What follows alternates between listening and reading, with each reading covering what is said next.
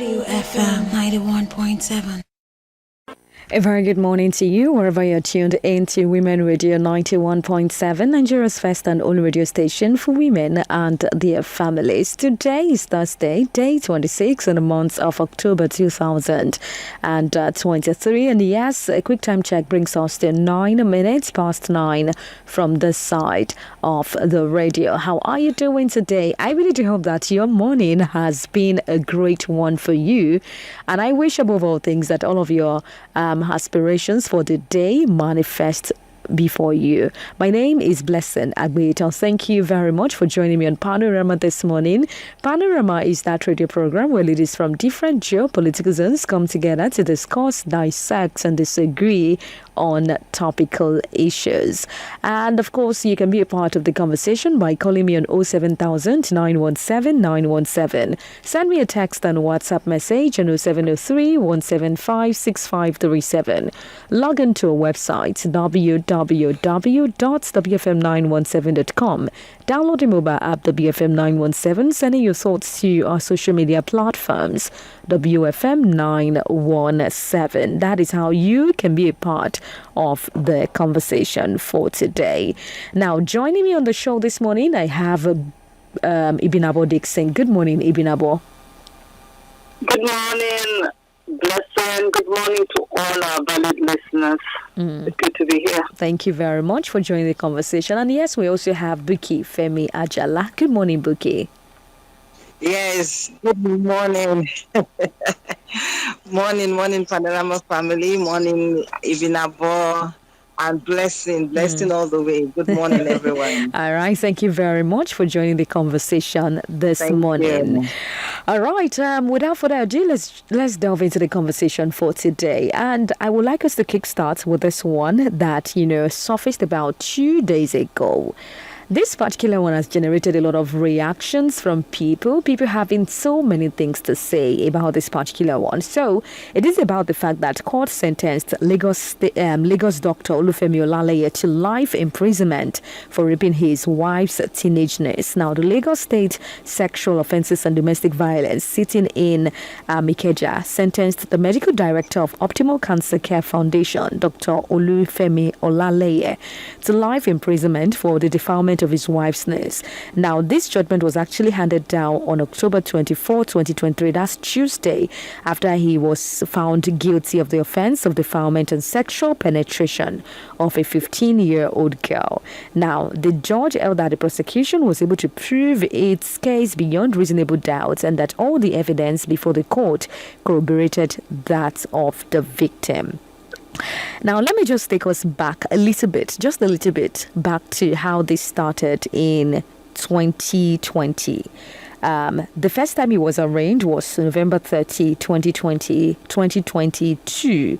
And after he was arraigned last year, he pleaded not guilty to the offense. He said something about it being mutual, something that happened between them was something that was mutual, even though there was an evidence came up later. Now, according to a particular video, the first interview that was granted by his wife, Remi Olaleye, she went further to talk about how this started. According to her, it started from introducing this girl, 15-year-old girl, who happens to be his wife's niece, to pornography. That was the beginning. From pornography, he graduated to oral sex. From oral sex, he graduated to having sex with this girl. Now, according to her, this was how she got to know. So I think there was a particular day, this girl in her custody got to know that this man had traveled, Dr. Lale had traveled, and he was coming back to the house. And then she started reacting strangely. And this woman was like, why are you being rude to me? And then she hit her. And upon the return of her husband, instead of him to maybe find out, why did you hit this girl? What did you do to your mom? And all of that, he decided to extract the CCTV footage and then send it to the lawyer to say, see the person you are having this child in our custody, she's maltreating this child and what have you. And then he went on and on and on and on and on and on like that until she was able to voice out to say, okay, so apparently this man has been abusing this child right under her nose, and she had no single idea.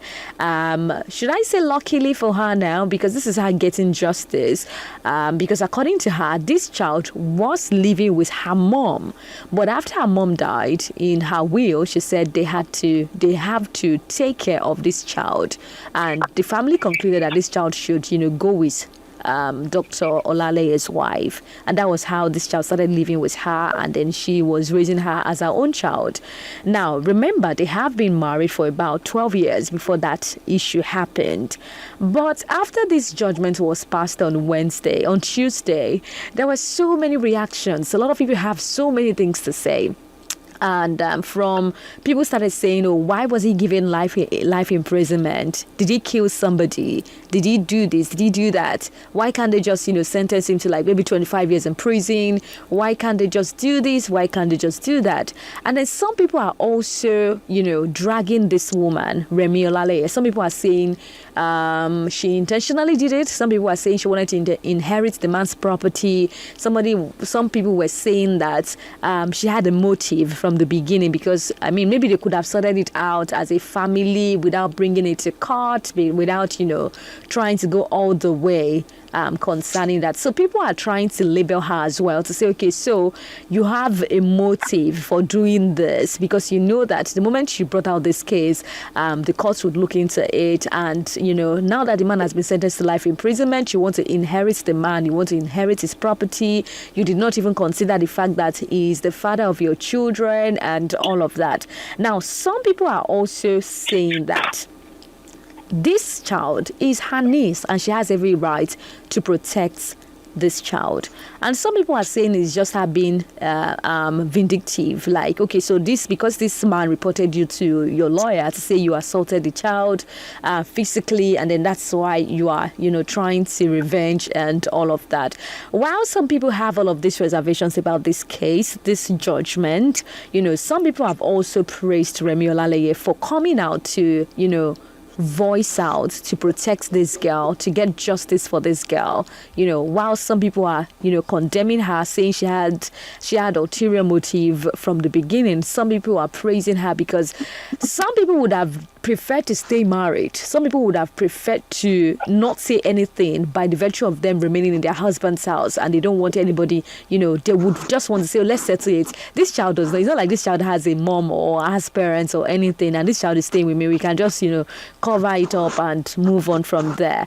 But people are praising this woman. People are condemning this woman. People are condemning the verdict, the court's verdict, saying life imprisonment is a whole lot.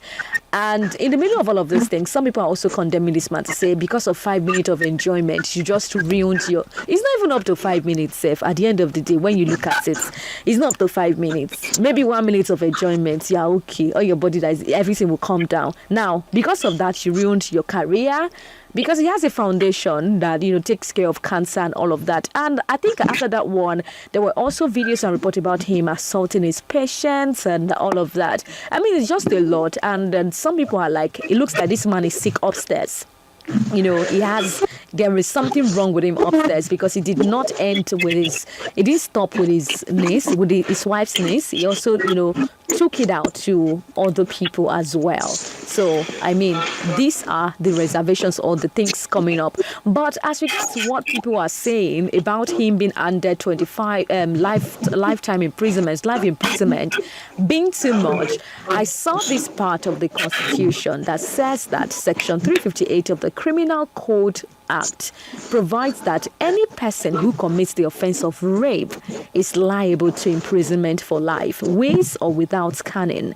Now, Section 283 of the Penal Code Act 1960 also mentions something in that line, saying that whoever commits rape shall be punished with imprisonment for life or for any less term, and shall also be liable to fine. So it simply means that the court is not wrong for actually handing down life imprisonments to this guy, because that's what the Constitution says. That's what's in the Constitution. So maybe if the court decides to tamper justice with mercy by saying, okay, so instead of going for life imprisonment, let's give you 25 years. I think that lies on that's at the prerogative of the court.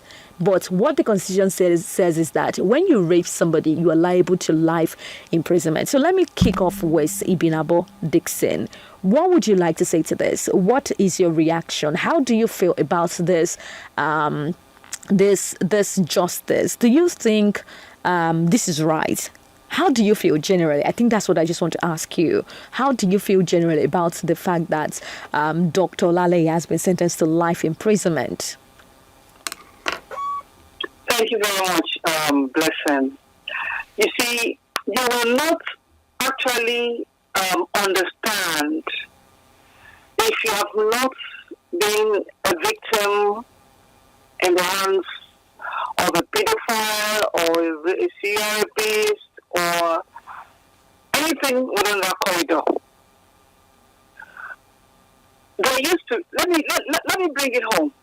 There used to be a member of Panorama some years ago who was regularly abused by her guardian. And sometimes if you have not met with a survivor, you don't understand it. It's like, why didn't you say anything? Why didn't you complain?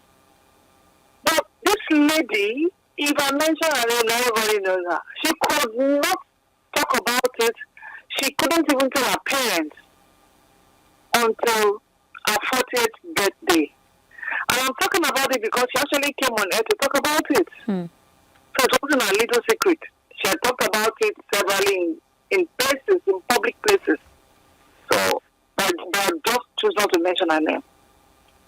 Now, you see, we have a problem as human beings. We want justice to be served when somebody has done wrong.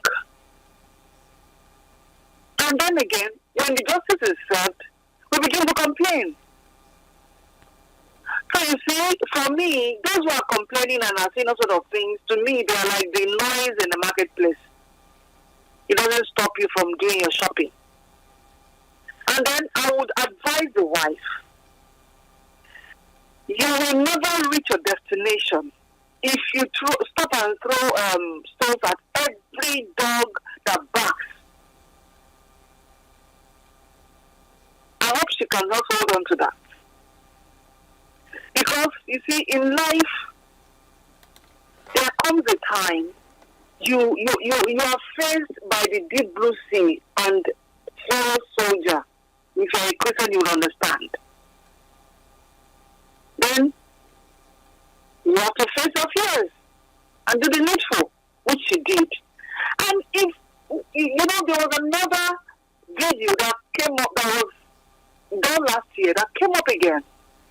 She was interviewed and she gave her own side of the story. And that man, that Dr. Olaleye, when they talk about is it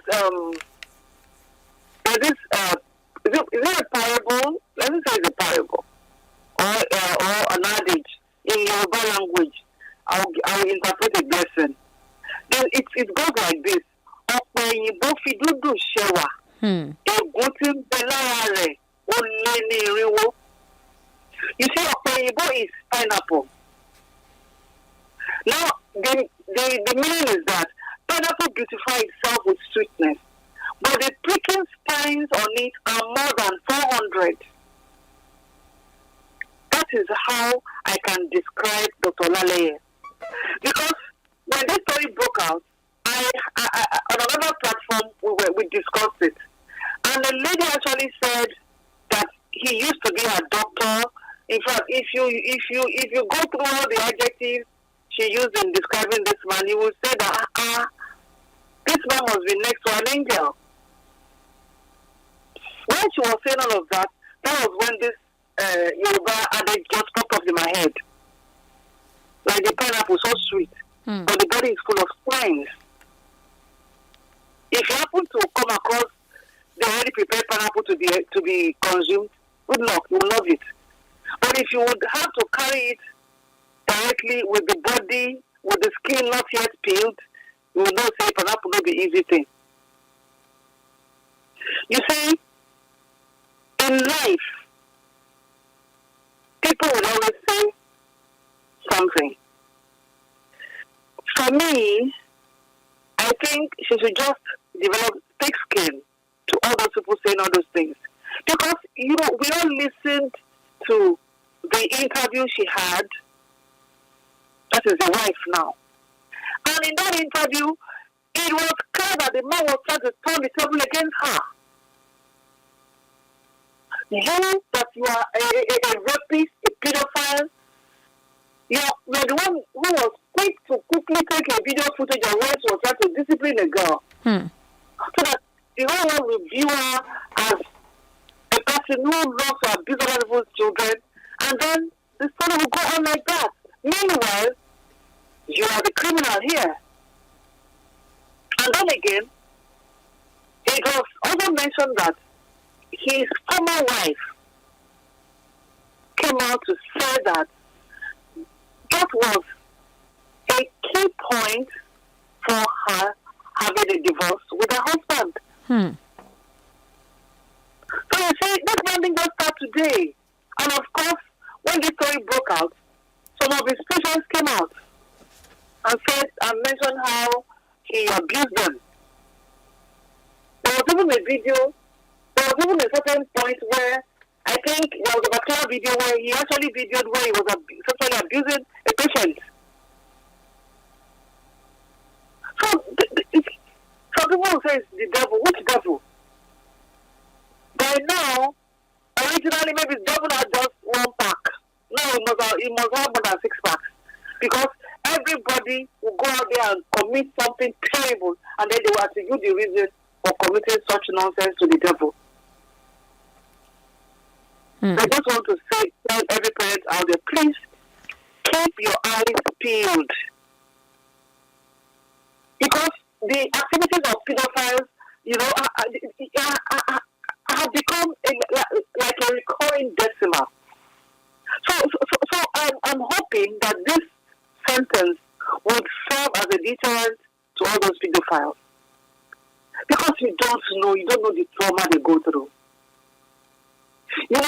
When somebody is doing something so terrible to you and you can't even speak out, and you are frustrated, you are devastated. I mean, this is terrible.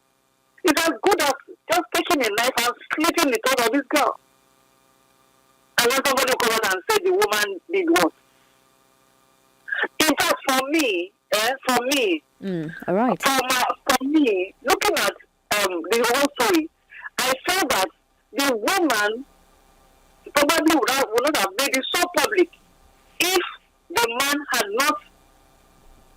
Sometimes you are the one that would dig your own grave. And in the bid of wanting to paint the woman a wicked woman, he quickly picked up the girl and took her to another sister of the woman. That's another aunt.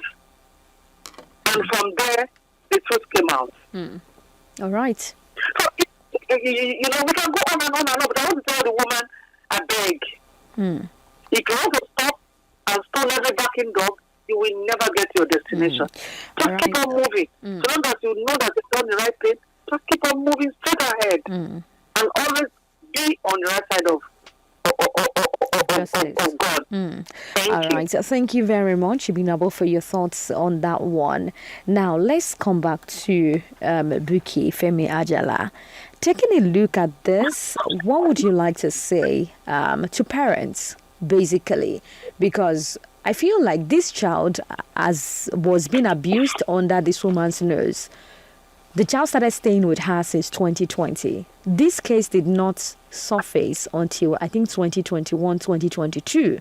That was when they got to know about this information. So it means that this man has been abusing this child from about 2020 and he didn't get justice. Everything didn't blow out up until last year. So what would you like to say to parents and, being observant or being intentional about the children in their custody?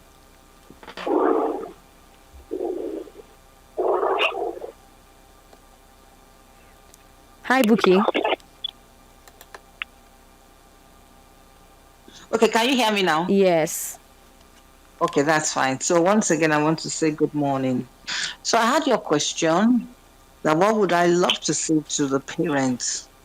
Well, one, we should know that the days that we live in are evil.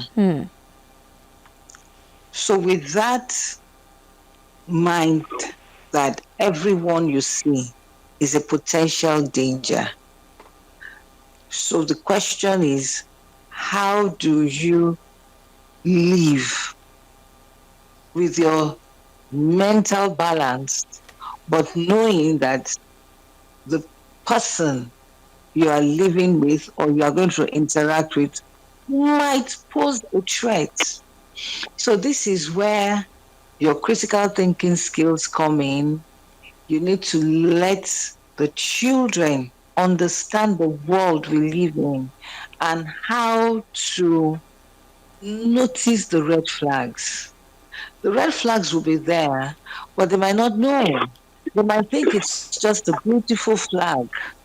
So you need to begin to open their eyes, to the fact that these red flags are not beautiful flags, but they are indication of something. For instance, like this Olaleye man, he started grooming the child. What do we mean?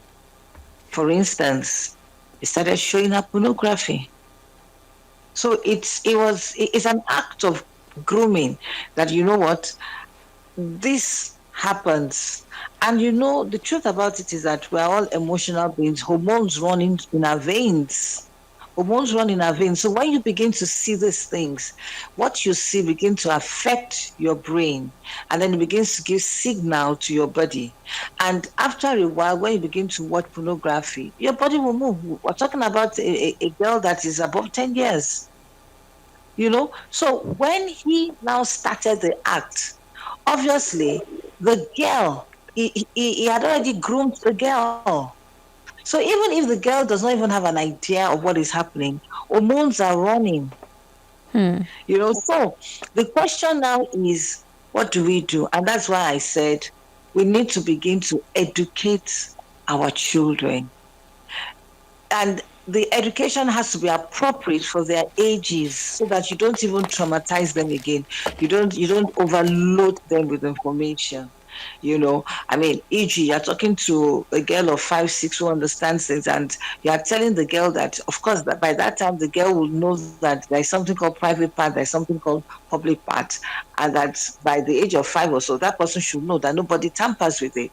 And then, of course, right now, we're even saying that, when somebody begins to say, "You're my wife now, I'm going to marry you." So sorry, I'm not your wife. You understand? So these are things that you need to begin to educate, the children. Somebody says, come and sit on my lap.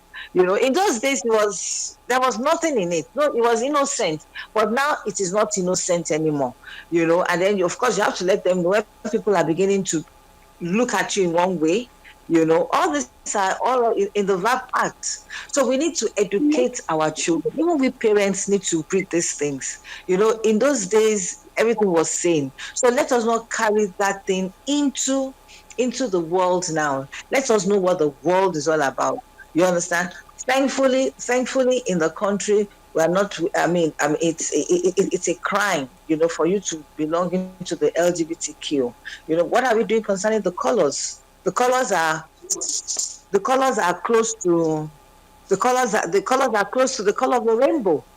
So you need to let them know, because they might see the rainbow and feel that, okay, they might see those colors and think that is rainbow color.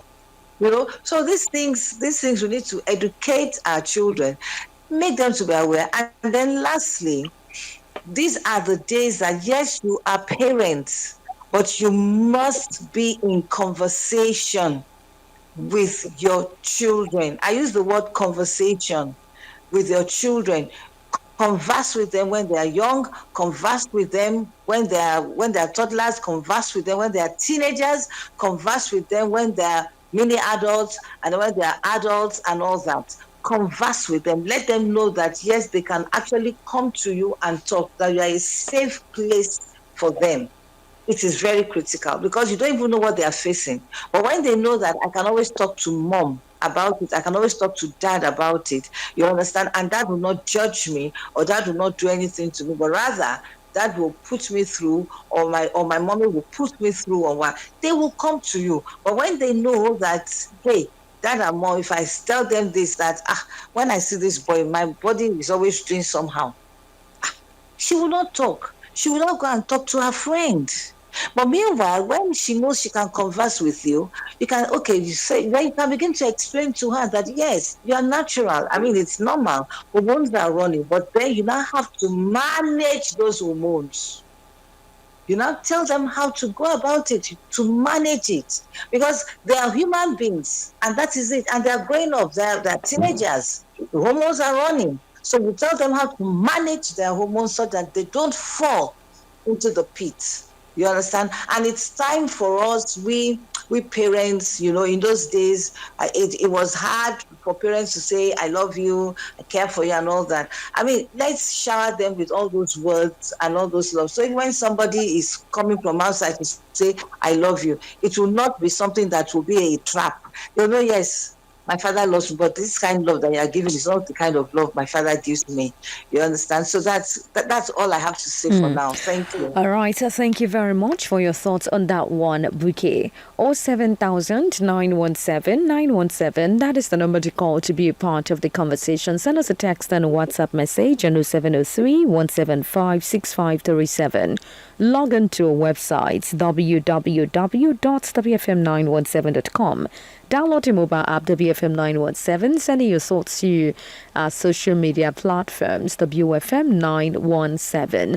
25 minutes right before 10 from Women Radio 91.7. If you are just joining us, you're listening to Panorama, where ladies from different geopolitical zones come together to discuss, dissect, and disagree on topical issues. My name is Blessing Agbeita, and with me on the show this morning, I have Buki Femi Ajala, and I also have Ibinabo Dixon.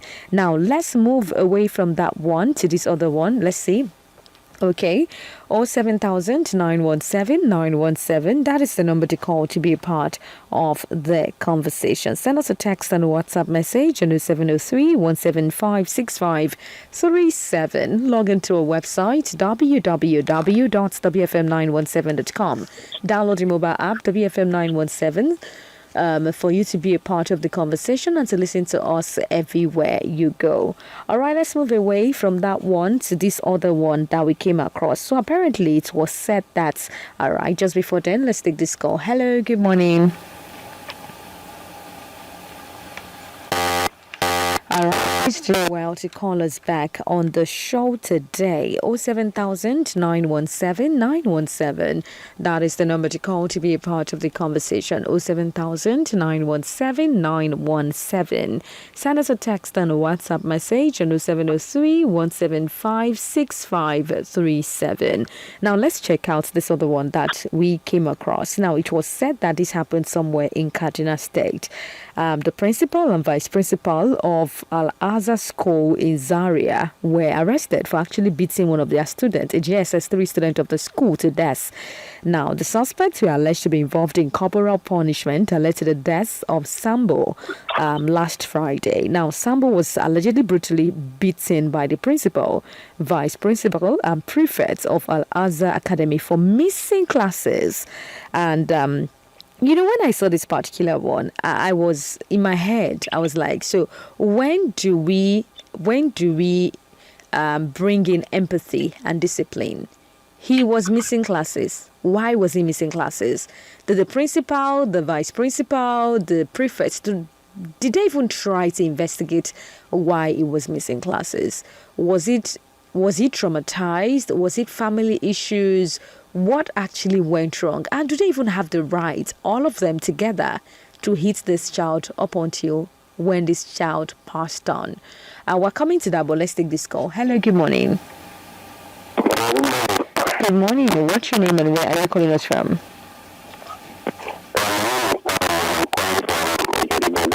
All right, Dari from Ujudibaba. Good to have you on the show today.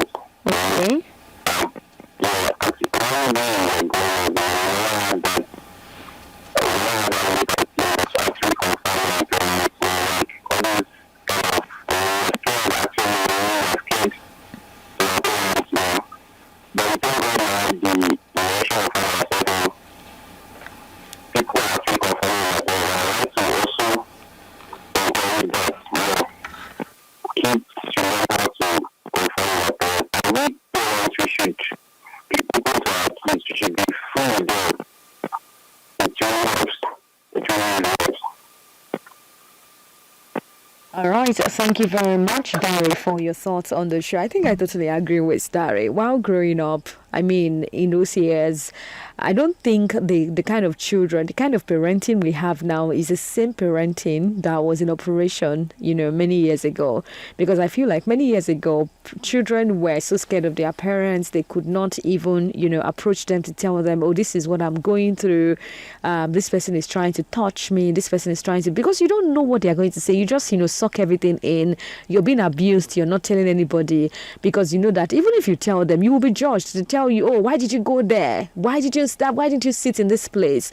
So I think as a result of that, a lot of children who are older people now, didn't get to actually free themselves to have free conversations with their parents. But thank God for the new generation of parents we have now.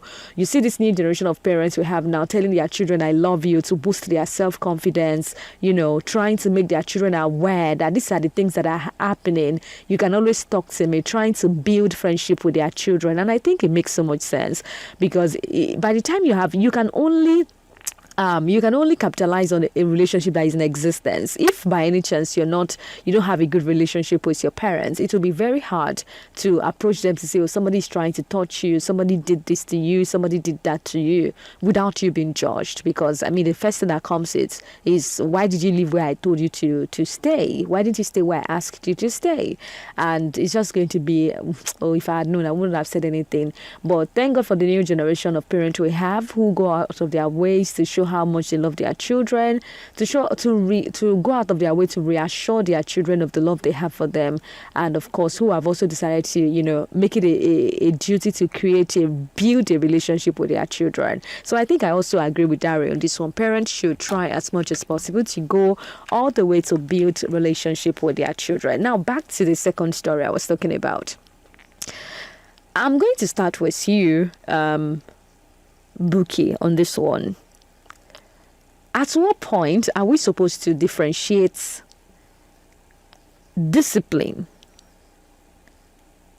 emotions, and raising a child, especially in the school? Because one, this happened in the school. So how are we supposed to, differentiate between instilling discipline in a child, abusing a child, emotions? Let me ask you that way. Hello, Buki. Yes. Okay. I heard you. Yeah. Please go on.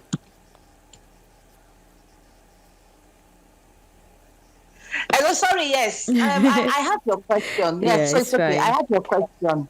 Yes, that you are asking me the difference between discipline and when you are being wicked to your children, right? Yes, exactly. Question, yes.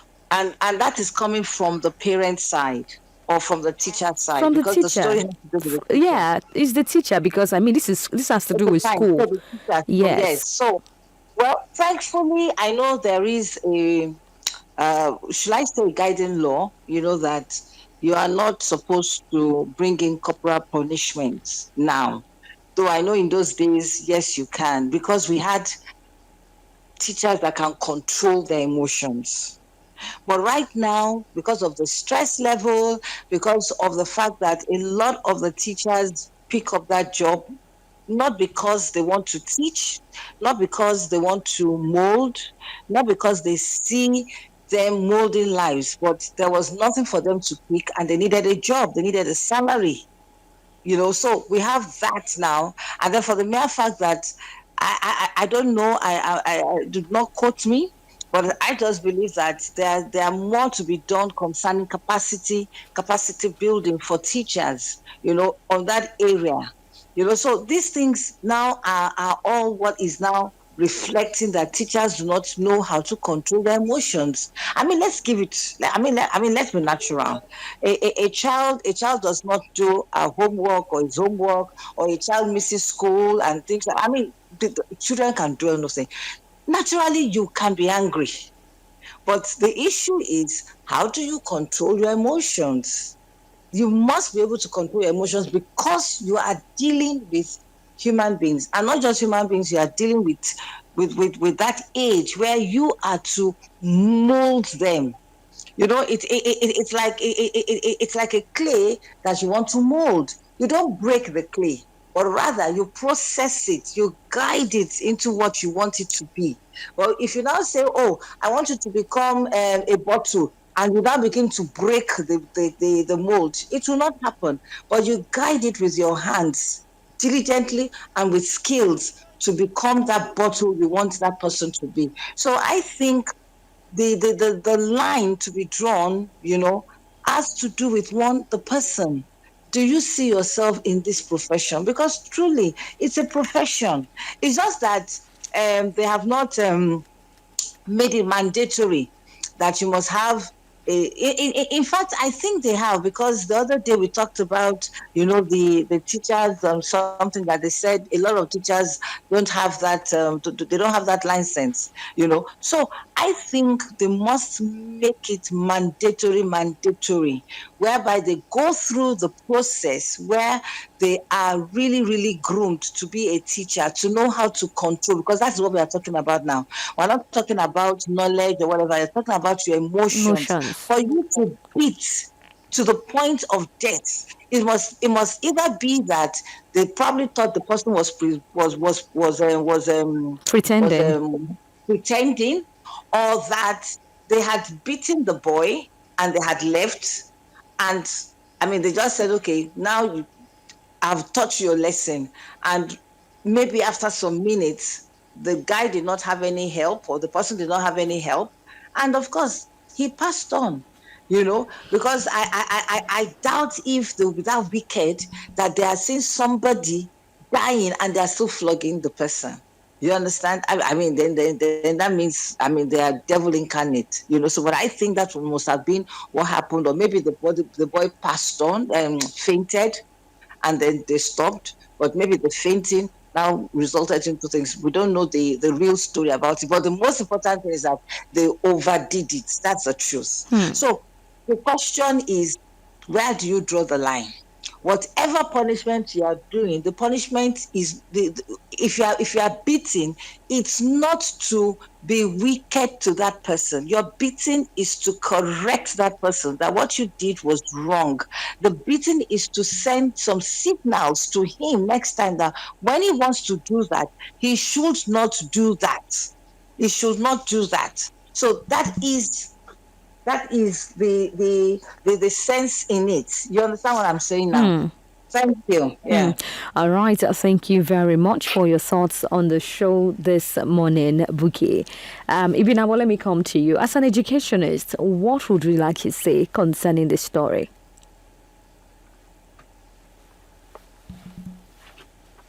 Why are you talking to me? No, Ibinabo. I'm back to Ibinabo now. Okay.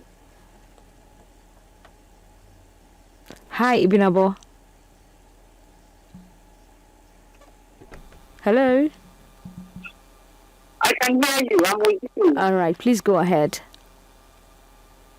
I didn't quite get what you said. Okay, so I said that, yes, I said as an educationist, how would you rate this discipline, this corporal punishment that was instilled on this child that claimed his life? Thank you very much. Sometimes those who are supposed to learn good examples fail to do so, then the year will continue, and then we have things like this. In every school, there's something like a framework for how you run the school.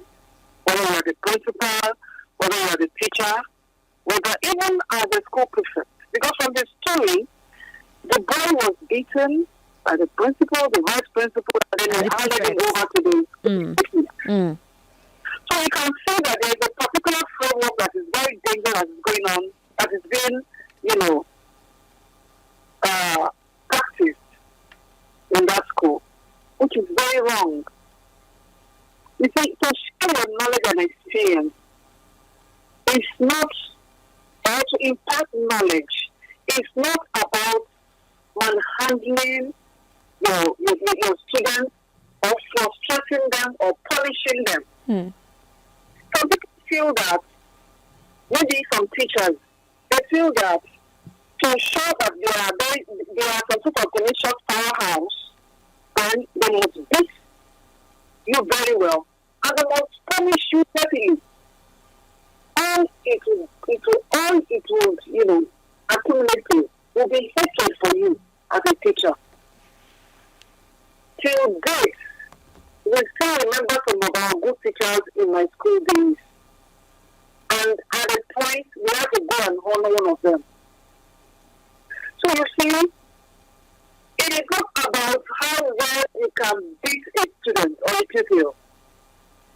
That is when you are a good teacher.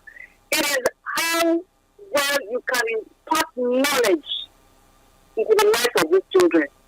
Knowledge that will help them to forge ahead with their dreams in life. Knowledge that will impart great discipline into their life. See, if you continue to beat a child mercilessly, it doesn't translate to discipline. Rather, you are busy hardening the heart of the child. That is why you see, the more you beat the child, the more the child comes up with more tantrums, more problems. And then you wonder why. I do not encourage such, maltreatment in the name of discipline in any school. And it is not even allowed. So I'm looking at the state governor. It is an opportunity, though, sadly though, because, it shouldn't take, it shouldn't cost a human life to send out warnings. This boy is now gone, and sadly at that, but it's an opportunity for the Ministry of Education to start another campaign against this. Because some teachers believe that the bigger they are paid, the more they are respected. It is not true. It is not true. And it is not the heaviness of the cane or the consistency of how much you beat this child that will make this child change. Rather, that is why in schools we have counselors. You have to, if there is a consistency in certain bad behavior from a student, and you are warning the students, within the stipulated, rules within the school, and there is no change, it is time for you to hand over this child to a counselor. Let them find out what is really the problem. If you are a perpetual late comer, let us dig deep into the reasons you are coming to school late every time, even with this punishment. And that punishment must not be anything that would damage that child, let alone take the child's life.